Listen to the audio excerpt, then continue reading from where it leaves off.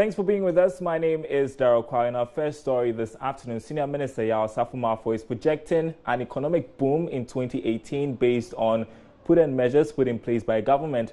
The 2018 budget focused on growing the economy, and it would create a business-friendly environment for investments. It's actually expected to.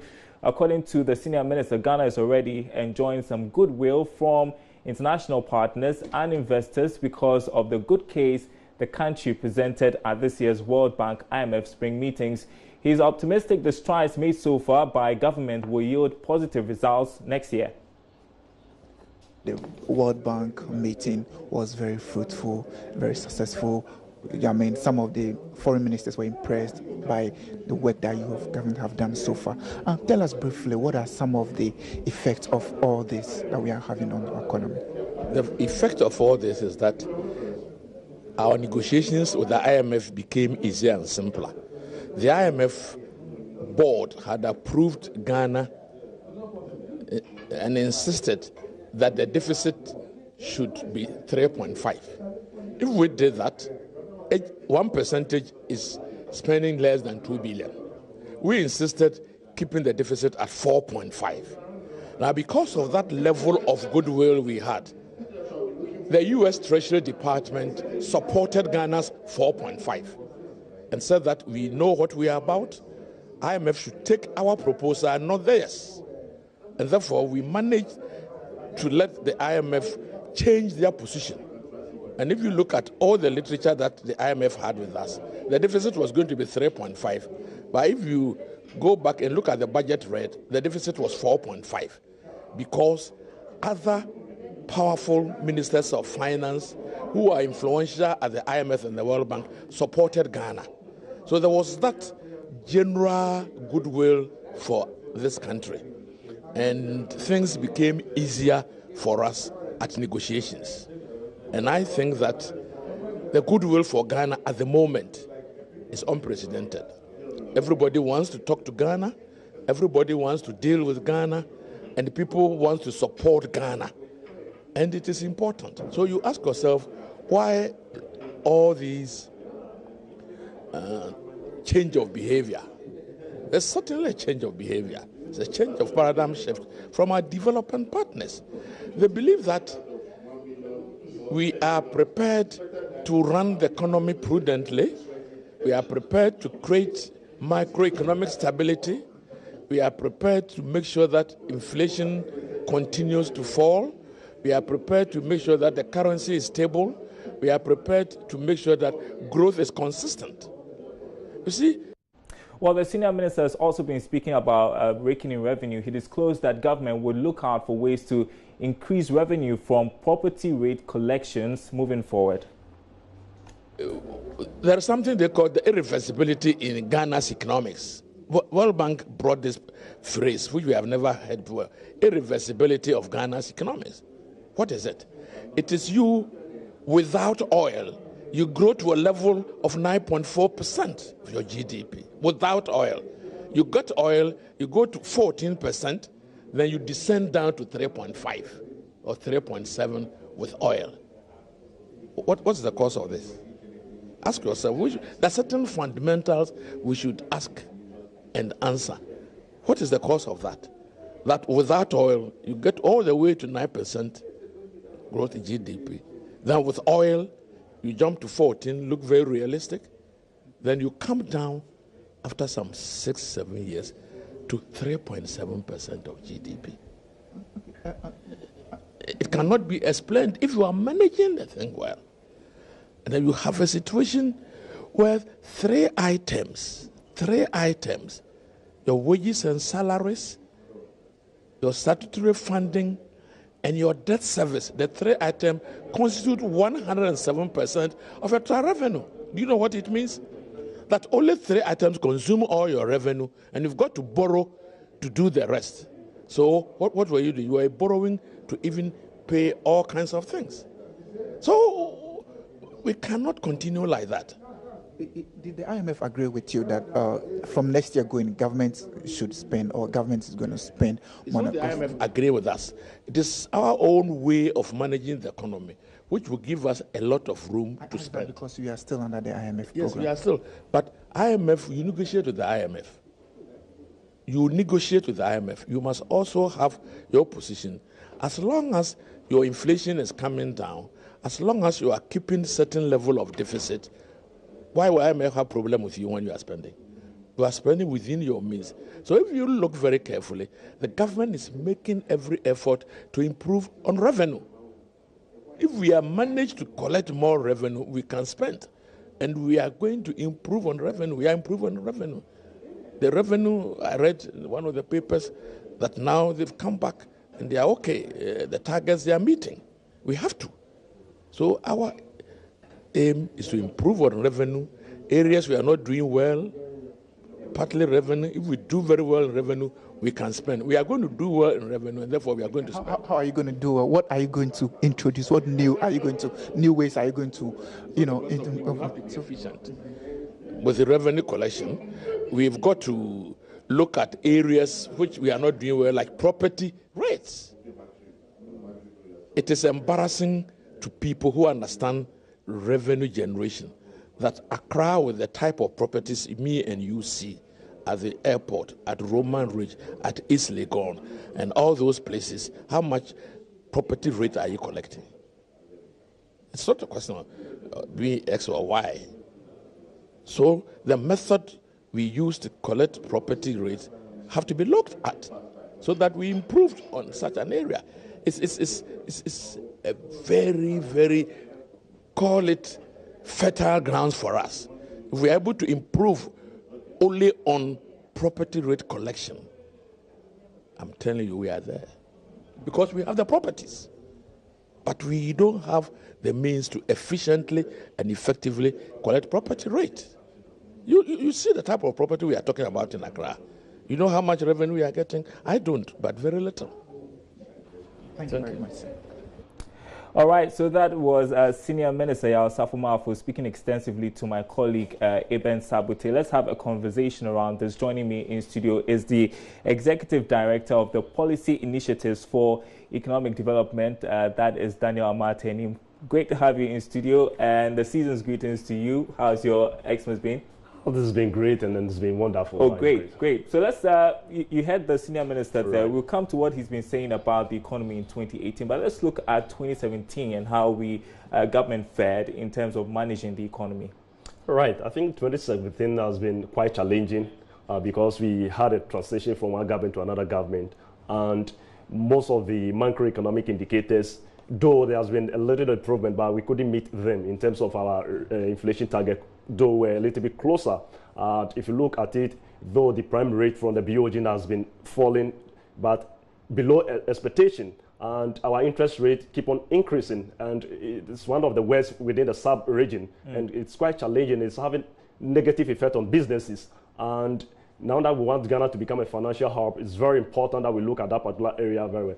On whole, and then the issue of unemployment has been also a major issue and a challenge in 2017. So to me, 2017 has been quite a challenging year for government. But however, we will not put much blame on the new government because they just took over and then, trying to put things together. I think what really triggered into 2017 was the power issue that we had in 2015, 2016, which really had a negative effect on businesses.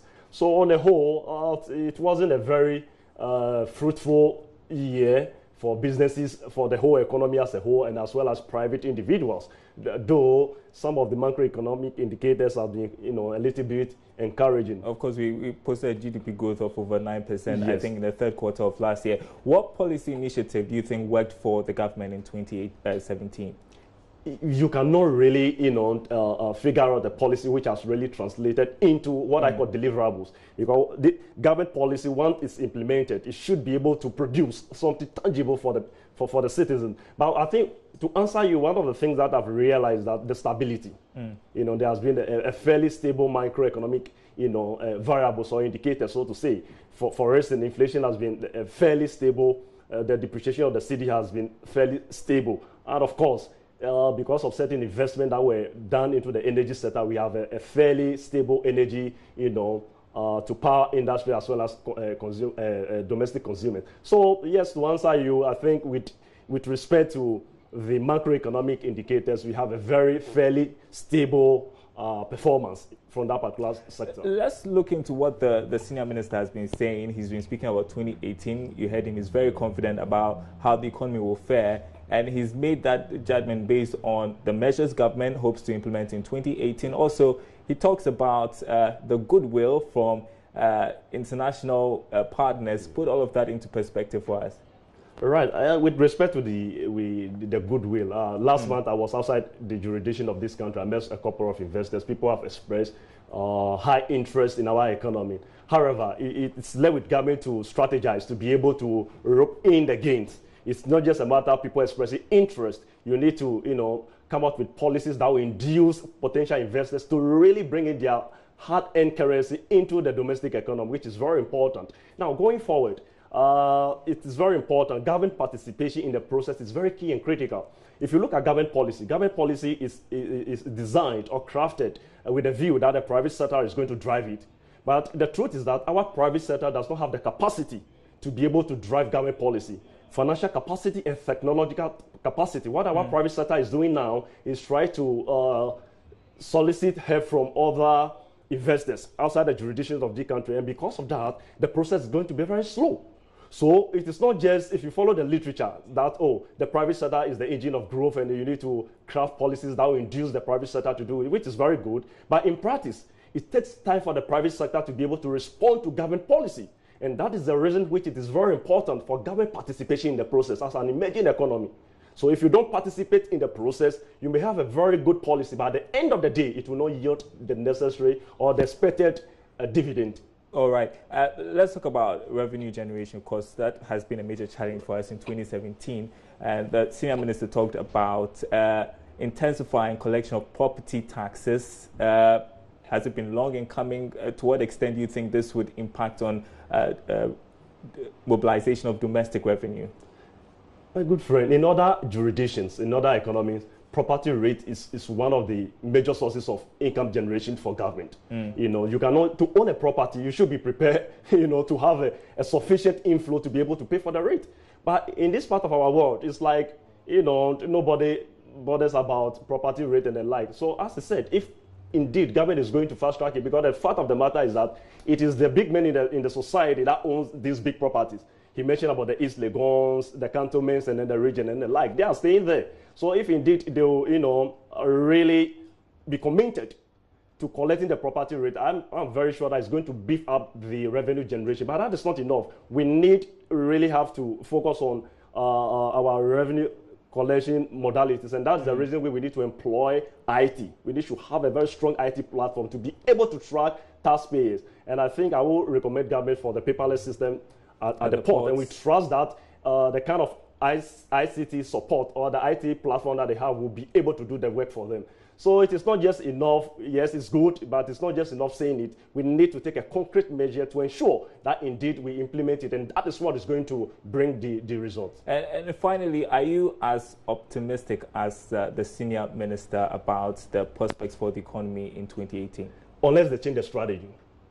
Policy on paper, yes, but in reality, they need to change the strategy. What strategy? The strategy is that government participates in the process and not rely solely on the private sector participation, because the private sector does not have the capacity to be able to put all the policies that they have on paper. All right. Thanks very much indeed. That was Executive Director of Policy Initiatives for Economic Development, Daniel Amate, and him sharing some perspective there on the economy so far as 2018 is concerned. We want to move on now to some other stories we are covering for you today. The Christmas holidays are over, at least for most workers, and we all know how returning to work after such a break can be a drag sometimes. How punctual were workers after the long weekend?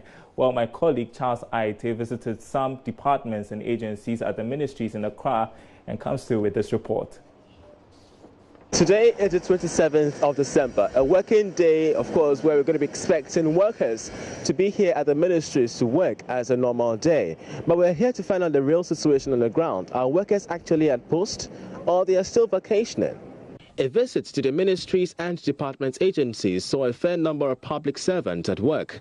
I engaged 2 such workers at the Ministry of Education. According to them, reporting to work immediately after the Christmas break is now a culture for all public sector workers, a sign of changing times. We are always on time and duty bound. So out of a lot, I don't think you have about 10. Yes, we are always on time, especially at this ministry. Yeah. What do you also have to say about this ill perception about the public working in the public service, that you have the time to yourself, you could come to work anytime you want, punctuality is very low? I'm glad you said perception, and it will remain a perception. Once you get into a public service, you really know. I used to work in the private sector, and the perception was then that, public service, you have time for yourself, so why not drive to the public service? I came here and realized that, wow, it's almost the same. It depending on where you are, probably maybe the unit or the department in which you are, but that notwithstanding, I don't think the public service is that low in drive in terms of punctuality and all those things. I would say we are the core of the nation. Deputy Minister for Employment and Labour Relations, Bright Rekubrobe, was also spotted at work already busy. He explained to us what the workflow of the ministry looks like, especially during the holiday season. The rest of the days between today and Friday is supposed to be working days. But the festive occasion, and as it is, many people travel to their home bases. Here in the ministry, we had lots of leave applications. In fact, some things that they were due. It's not as if people, I think, deliberately, put their leave periods during these occasions so that they can bond with loved ones in their various places. I must say that workload in the office also, we tried to sweep most of the things before we broke up. So I'm here because 1 is a working day, and 2, to also catch up on the little things that we were supposed to have finalized before the end of the year. So this is what has brought me to the office. But for workers who failed to report to work after the Christmas break, this is what the Deputy Minister had to say. My message to the rest of Ghanaians is that once the holidays were earmarked, 25th, 26th, today 27th, you go to the banks, everybody is working. So if you come to the ministries, everybody must also come to work. Having engaged with the Deputy Minister for Employment and Labour Relations, Bright Rekubrobe, it does tend to mean that even though we don't see much of the public sector workers at post today, it could be due to 2 main reasons. The very first one is they may be taking their leave ahead of the Christmas holidays, or maybe seeking a permit from their workers and supervisors as the main reason why they are not here at work. But despite all these reasons, raise the question of the productivity in the public sector as well as the respect for punctuality. For Joy Business, Charles Aita reporting from the ministries here in Accra. Well, we have no choice. We still have to be at work. Moving on, the issue of illegal mining, or galamsey, took center stage this year. The practice has had a devastating effect on mining communities. Among measures to control the devastation was a ban on small-scale mining. Now, as the year ends, Sheila Tamakwe recaps some of the effects of illegal mining activities and how the ban on small-scale mining has mitigated its negative impact. The galamsey menace indeed wreaked havoc across all sectors, leaving behind nothing but devastation in its wake. Earlier in the year, AM Business visited some farmers in the eastern region, and they had a lot to say. Essentially, galamsey was taking a toll on the nation's cash crop, cocoa. As for the illegal mining, like our area, my area like East Achim, when you come there, especially we have 2 constituencies, the Ebuakwa North and then the Ebuakwa South. Ebuakwa North is at Tafuku Krenchimi area. For that area, we don't have the problem of illegal mining. But when you come to the Ebuakwa South, around Kibi and its environment, the illegal mining is something you can't do away with. It's very, very serious at that area. Most of our cocoa farms have been devastated, and we find it difficult to eradicate that situation. It is a very big canker that we are trying to eradicate, but we have tried all possible means. The municipality have a municipal task force. We have done our best. The regional task force has done their best. The national security has done their best, and all has been in vain. So most of our cocoa farms have been devastated. As I'm speaking to you, at my area, the farm that I used to get an award, the illegal miners are just at the boundary of that cocoa farm. From the farms to the homes of Ghanaians, activities of illegal mining could still be felt. Yes, serious cases of water shortage was reported from the western region. Residents were left with dry taps for months.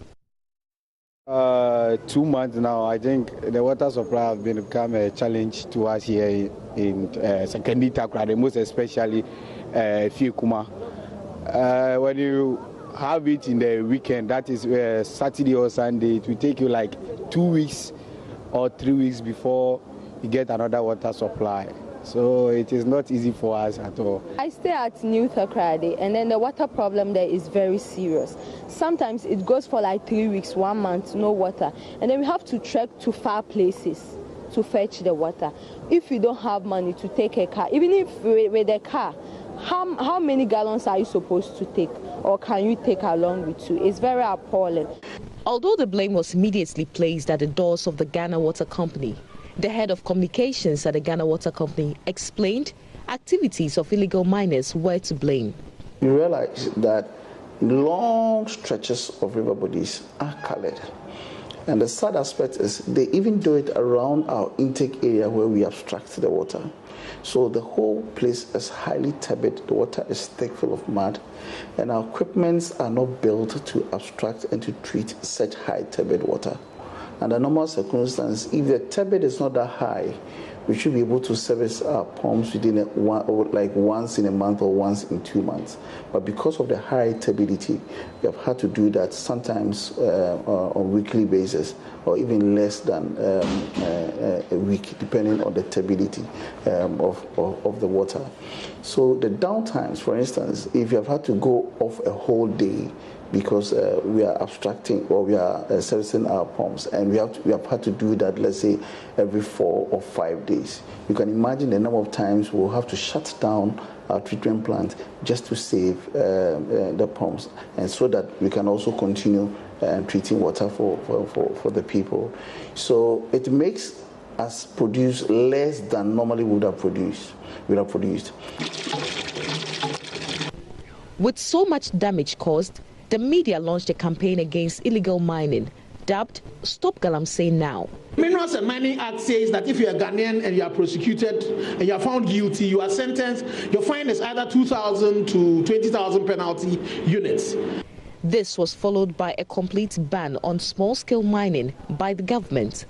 9 months after the ban, and the question that bends on our lips is what happens after the ban is lifted come January 2018.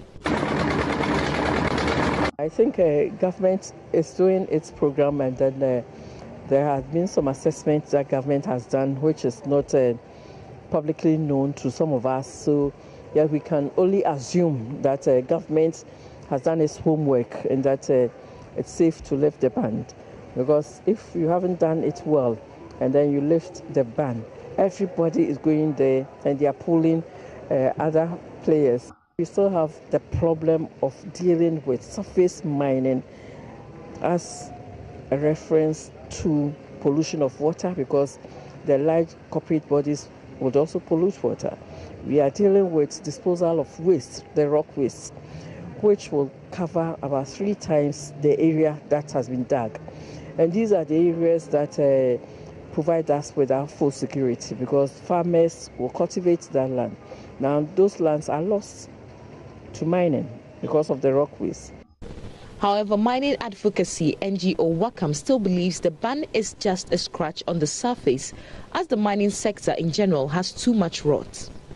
Other major issues that made headlines in the year 2017 was the privatization of ECG, the takeover of the UTN Capital Banks by GCB Bank, the Airtel-Tigo merger, and to wrap up, talks of introducing the cylinder recirculation model against a series of fatal gas explosions experienced over the year.